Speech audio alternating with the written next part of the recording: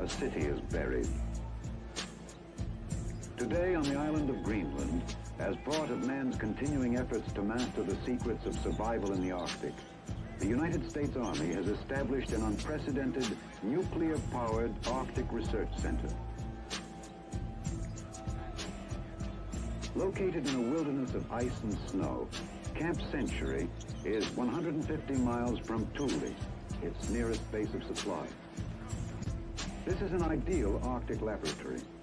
For more than 90% of Greenland is permanently frozen under a polar ice cap which covers all but a few coastal areas of the island.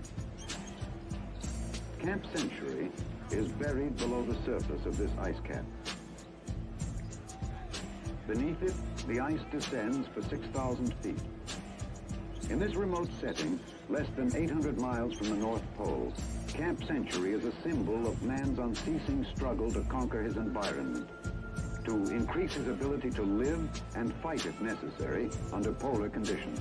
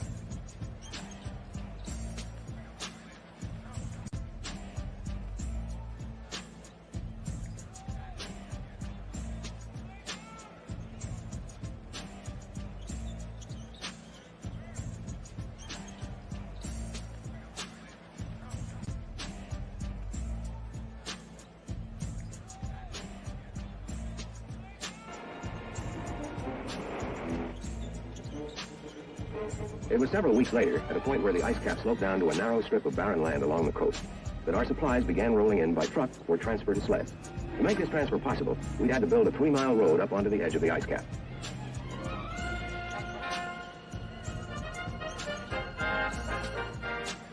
We brought in everything this way: construction materials, steel arches, clothing, nails, steel beams, prefabricated houses, lumber, food, even ice cream. In the months it took to build Camp Century, more than 6,000 tons of supplies were used. Even the vehicles we used at the site had to be transported over the ice on big bobsleds. We called these convoys of 10 and 20-ton sleds heavy swings. Crawling up the ice cap at approximately 2 miles an hour, a heavy swing would reach the camp in about 70 hours if everything went well. We used wooden caboose-like trailers, wanigans, to house members of the construction crews for the 3-day trip. Mukluk, a 3-month-old Eskimo sled dog, went along as camp mascot, strictly against regulations. Caterpillar tractors with extra-wide treads pulled the heavy swings. Each tractor could pull from 50 to 100 tons.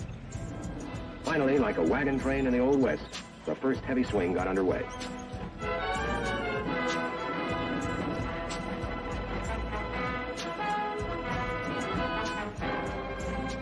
At the same time, we used another type of smaller vehicle to transport an advance party.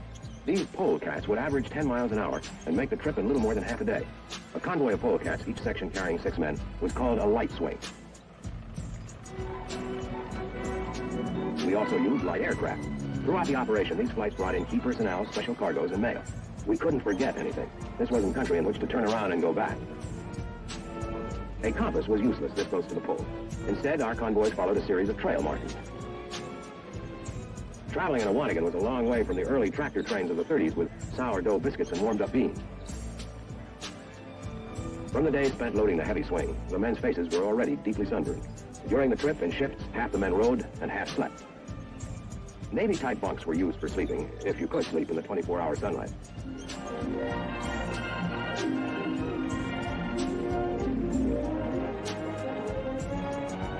First to arrive at the surface work camp were the aircraft. A few hours later, the polecats pulled in. For the next several months, this primitive scene of crowded James Way Arctic huts with outdoor latrines was our home. Now the real job began. Altogether, I had 4 other officers and a hand-picked group of 11 non-commissioned officers to help supervise the military construction crew of Camp Century. Plans for the camp had been developed months in advance. The basic concept was simple. A system of 23 trenches would be dug into the ice cap and then covered with steel arches and snow.